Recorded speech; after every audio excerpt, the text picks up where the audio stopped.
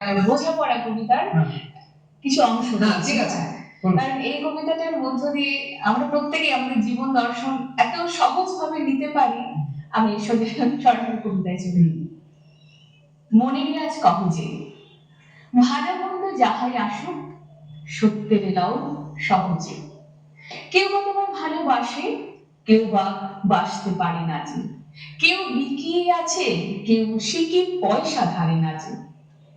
কতকটা যে স্বভাব তাদের, কতকটা বা তোমার ভাই, কতকটা এই ভবের গতি সবার তলে নহে সবাই।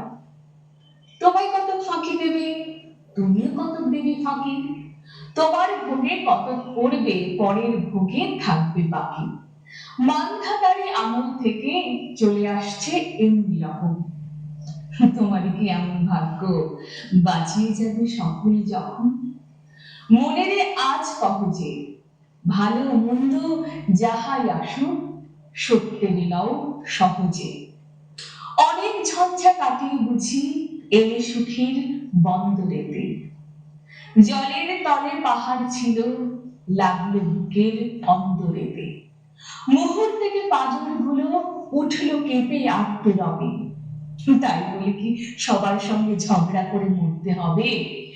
দেশে থাকতে পারো যদি সেইতে সবার চেয়ে শ্রেয়, না পারো তো টুক করিয়া ডুবে যেও।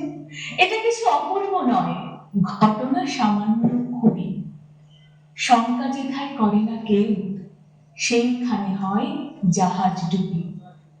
মনেরে তাই কহ যে ভালো মন্দ যাহাই আসুক সত্যের লও সহজে। আমরা সারাদিন আজ কবিতার